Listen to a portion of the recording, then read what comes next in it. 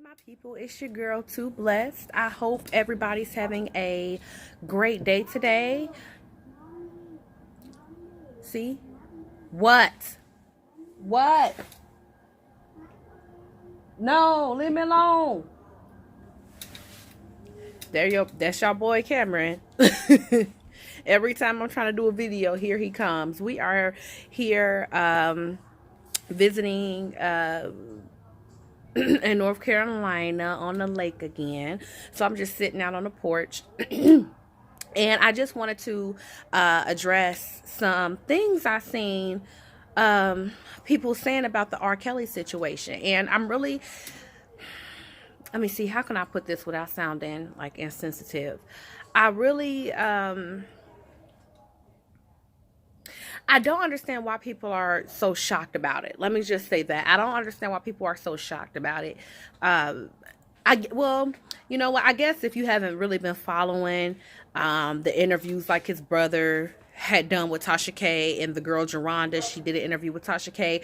If you really haven't been paying attention to that stuff, I guess, you know, you would be shocked to hear about some of those things, because I guess a lot of people only knew about the one videotape. People didn't know about, you know, everything else that he was doing. So I guess I can see that when I think about it.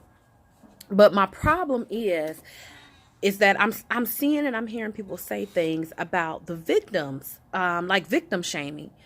The girls who were with R. Kelly, who are telling their stories, and the girls who are even still with him. And so I just wanted to address that for a minute. This is exactly why victims don't come out. This is why they keep things to themselves. This is why they, you know, they just hide it away. And because of this particular reason, victim shaming. These girls, here's what y'all have to understand. I know a lot of people will say that will never be me. How dumb can you be? You know, some things are common sense, blah, blah, blah.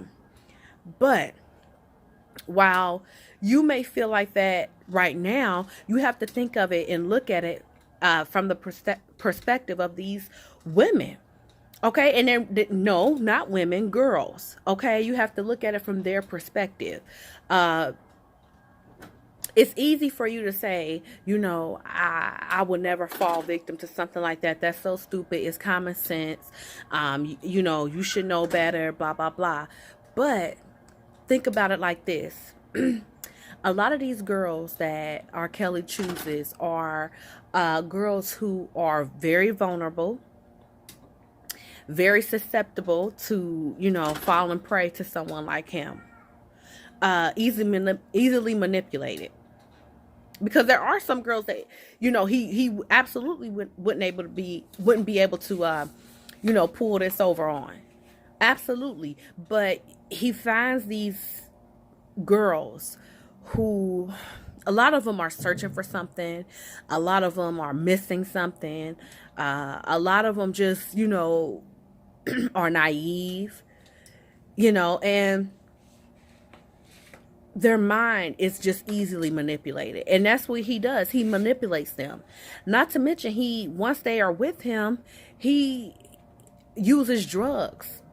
You know, he keeps them drugged up so that they continue to be under his spell. He keeps these women drugged up so that they could continue to be under his spell and never really, you know, come to their right mind to think about what's really going on. They don't have any contact with their family, friends, so they're never really getting anything else other than R. Kelly. So in their mind, it becomes right.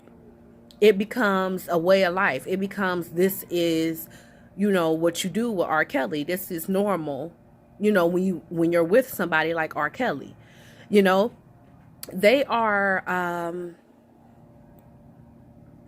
they're calling it a sex cult, okay? So you think about a cult for a minute. The people who are in cults are being manipulated. They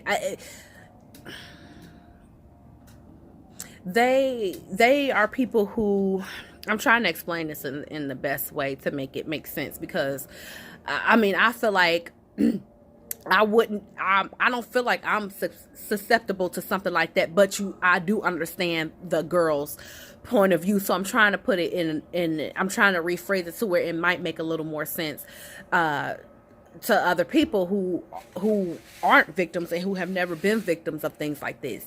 When you think about cults, these people are manipulated. A lot of those people are looking for something. They have a missing piece, and that they feel like the cult feels. A lot of people like to feel led, and he leads them, and they do whatever he says. And then some of the girls, of course, you see some of the girls actually realize that this is not okay. That's why some of them are no longer with him. And that's why some of them are speaking out, because they realize that this is not okay. Once they came into their right mind, they realized that it was okay, that it wasn't okay. But they are, they're like under his spell, basically. And he convinces them basically that he's right and the world is wrong. Because in R. Kelly's mind, he's right. Because he's sick. Like, it's more than just being a pervert. Like, R. Kelly is mentally sick. Like, literally sick. Like, sick. Not just saying, you know, he's a pervert. Not just that. Like, he's literally sick.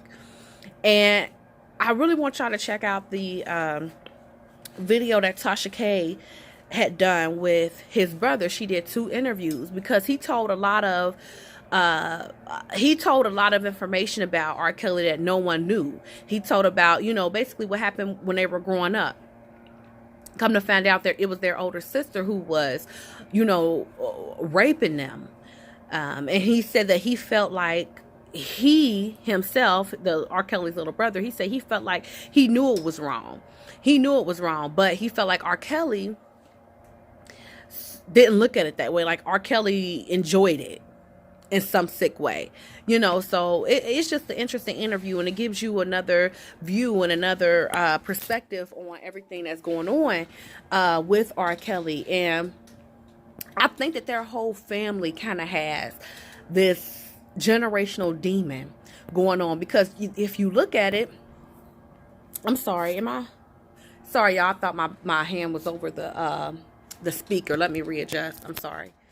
If you look at it, if you look at the documentaries, his older brother that's in jail basically agrees with R. Kelly. He doesn't see the issue. He said it's a preference. He doesn't see a problem. Now, think about this. The older sister raped the younger brothers, Keri and R. Kelly. R. Kelly is a pervert, sick out of his mind. Keri Kelly, I don't know. He seems normal. He seems like the one who actually realized that this was not okay. This is never okay. And, you know, it's sort of sworn off, you know, things like that in his life. So he seems normal, but it's just a generational thing in his family. Like, they all have some issues, you know. And now the older sister is like saved, sanctified, and filled with the Holy Ghost, but she never admitted to Keri Kelly what she had done. But she's still cool with R. Kelly. Ain't that weird? Once the little brother tried to hold her accountable for what she had done to them, she didn't want to have any more contact with the little brother. But she still keeps in touch with R. Kelly. And R. Kelly even slept with one of their girl cousins. So this is deep. This goes much deeper than what we can all even imagine. It's more than just a pedophile. It's a whole lot more than just that. But what I want us to stop doing is blaming these girls for falling prey to this man. Okay, you think about who R. Kelly was to us. Think about who R. Kelly was. We loved his music. He was the R&B king. You know, everybody loved some R. Kelly. So it's not until now that you realize how sick he really is. You know what I mean? And they just so happened to find that out firsthand, basically. And they were young enough to fall victim and fall prey. And I know some female, I'm sorry, y'all. I'm like, is this man walking on the water? Okay, no, he's in a boat. I'm sorry. And I know some females who would have been with R. Kelly because they would have been like, oh girl, he has money. This R. Kelly, just to say that they were even with R. Kelly, and I know they would have easily fallen prey to him, you know. And they could have been easily a story on Lifetime, easily one of the, you know, women on there telling their stories. So, you know, we have to be careful about judging people. You know, stop calling these girls stupid. Stop calling these girls dumb. This is the issue I have. I have a problem. I feel like this. I feel like not only should R. Kelly go down, but I feel like his whole team, his whole camp needs to go down with him, because they all knew. They all knew about what R. Kelly was doing. And they feel like because they didn't actually participate with the girls, because they didn't actually sleep with the girls or anything like that, that makes them innocent. But they went and got the girls. You not only did you not tell anyone what R. Kelly was doing, but you helped him. You helped provide aid in finding females for this man. So to me, that makes you just as guilty as he is. There are so many people in his team that know all about R. Kelly, and nobody said anything. Nobody opened up their mouth. Nobody thought it might be worth it because of the money. They didn't care because of the money. You know how many celebrities probably know all about R. Kelly? You know how many other family members know about him? How many other people know about R. Nobody said anything. Then you have to think about too, some of these girls who are even still with R. Kelly to this day, their families are being paid off. Now, if he can pay their families to remain quiet, what type of life do you think that girl had before going to R. Kelly? What type of life? If your family can be paid to remain quiet and you're stuck with this man, what type of life do you think that person had before all this? There should be no amount of money that anybody can offer that would hush you and allow them to keep your underage daughter and rape her and do all these sick, sadistic things to her. There should be no amount of money that will make you remain quiet. I just have issues with quite a few people. There's another girl who was in that documentary, and she was a victim as well. And she was a light-skinned girl. I don't remember her name, but she was a victim as well. The problem I had with this girl is she said she did a tape with R. Kelly. And she remember him recording them, you know, doing sexual acts and things like that. And she was the one who got a hold of the original tape with him peeing on the girl. She was that one who got who got a hold of that tape. The issue I have with this woman is, if you look back at her interview when she first talked about when she took that tape, she said the reason why she went back to R. Kelly to give him the tape and to tell her that she took the tape is because she said she didn't want her tape getting out. That's the issue I have, because you didn't care. You could care less about all the other little girls that he had done this to. And this is once you've figured out that he's sick. This is once you've already figured out that he's sick. You didn't care about all the other girls that he's done this to. You didn't care about all the victims that he still has. You didn't care about that. All you thought about at that moment in time is, oh my gosh, I have a tape with him. I don't want my tape getting out. I don't want my tape getting out. And that's why you went back to R. Kelly and try to make things right back, you know, trying to get the tape back to him and all this. This is the reason why you try to straighten things out for yourself. You didn't go to the police. None of that. So that makes me second guess her, because I don't feel like that's okay. That was very selfish of her to do that. She only thought of herself. This is what I'm saying. Like, he has so many people around him that are selfish. And yeah, she was a victim. Yeah, you know, she has her own issues and blah, blah, blah. But you mean to tell me that you were in your right mind to think about the fact that you yourself had a tape and you didn't want that tape to get out, but you didn't think about all the other little girls. You only thought about yourself and how you didn't want your tape getting out. But what about the tape you had with a little girl being peed on that you took? You ain't care about that. You just thought about your tape. That's not fair to me. So she kind of, I still feel for this woman and everything, but she kind of really irritated me. It rubbed me the wrong way when she said that, you know. So It's just a lot of stuff about, you know, R. Kelly that we still don't know, that we will probably never know. But he just had so many people protecting him. Why do you think that his cases took years? Why do you think that he hasn't been found guilty? I'm sorry, there's more than enough evidence against him to have found him guilty a long time ago. Because of the money. Money makes the world go round. So as long as you have money, and these are little black girls, he could easily get rid of that case. Easily get rid of that case. Now, if they were little white girls, I'm quite certain it'll be, you know, a different story. But these are little black girls. He has some money. He could easily just pay it off and they could keep it moving. Simple as that for them. It's just really sick, and it serves as a reminder of how sick this world is.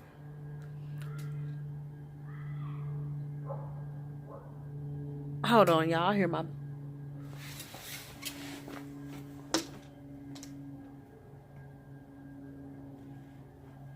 Okay. I thought I heard Cameron calling me, but yeah, it just serves as a reminder as to how sick this world really is, y'all. And the craziest part about it is he still to this day has girls locked away in a room. And then he even had, they said a lot of his sexual interactions happen in his studio. Like he has rooms in his studio specifically for that. What? That was Cameron. I had to go see what he wanted, and he's just calling my name for no reason because he knows I'm doing a video. So yeah, so I just wanted to you know, share my thoughts on this whole situation and to encourage y'all to think about these victims in another light. Think of them as victims. They didn't opt for some of these things. You know, some of them, of course, probably knew that they were going to sleep with R. Kelly and things like that, but they didn't know that he was as sick as he is. They didn't know that. So we need to stop looking at them as if they chose to be treated this way. You know, this is something that they went through. This is a part of their journey. You know, stop making it like they chose to go through these hardships. Also, there were people talking about Drea Kelly, and a lot of people were questioning why she's now coming forth about this situation. Why was she advocating for him when she was with him? Because she was also under his spell. Now, if you don't see an issue with what's going on, or you don't find it to be a problem, of course you will advocate for your husband. And I was speaking with my god sister on yesterday, and she mentioned that she made a good point. She said, think about how many girls are beat every day by their husbands or by their boyfriends, and they still choose to stay in that same situation, thinking that one day it's going to change, or thinking that, you know, this is normal even. You know, but yeah, we look at these girls and act like, you know, it's just something so wrong with them for being in that situation. But you at home getting beat every day. And I thought that was a good point. You know, just like you don't want to be. That's my father-in-law.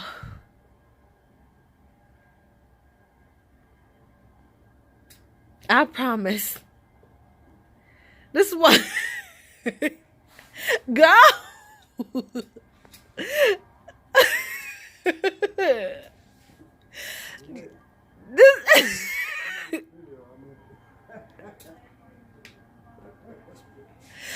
is why I can't do nothing, y'all. This is why I can't do nothing. I can't do nothing. But yeah, this is what R. Kelly's little brother said. R. Kelly's little brother said that he had witnessed her come out of a room on all fours when he was there one day. She came out of the room on all fours. He heard her ask to use the restroom. He heard her ask to eat. Other girls said they even heard her ask for food. So she was a victim. You know, this is a form of mind control. You know, you don't... Brittany, can you move your car? I can't get nothing done around here. I gotta go get peanut and pepper. What is your video about? I'm still doing my video. Can you see me in the background? Yes. Am I in it? Yes. Good. Hey y'all, it's me. I don't know what the hell she's talking about. It must be good. Your rating just went through the roof. Oh my gosh. Wait, Casey. No. Hey, watch. You put that on YouTube. Here, you can give me Casey. Y'all, I guess I'm done talking about this because they just gonna keep. Here, Casey, come here, baby. It's so much going on, so I guess I'm done with this whole entire situation. Say hi, Casey. I think the last time y'all seen him, he was just a little bitty baby. Here, Casey. Hey, don't talk about his hair either. Say hi. Say hi. Casey, say hi. Say hi. But anyway, I guess I can't finish my video because it's going to continue to be interrupted. So I'll see, you know, what goes on. And then once I return back home, you know, if it's still something to talk about with this situation, I'll do another video discussing that. And I apologize for this being so ratchet and everything. Also, I don't know if y'all could tell, but this is no longer my water wave hair. I changed my hair. This is straight hair. I just put a little curl in it today. Just a little curl, just something. Excuse this band. I have relayed my closure, so excuse that band. I really didn't do my hair today. I was just practicing wand curls with this big barrel. I've never done them, so I was just practicing. But if you're interested in this hair, if you like what you see, I will link. There's Cameron. I will link my Facebook page down in the description box. Don't hesitate to reach out, look at my prices and everything like that. Remember, you are perfectly imperfect. Don't forget to like, comment, and subscribe. I love you, and I'll talk to y'all later. Bye.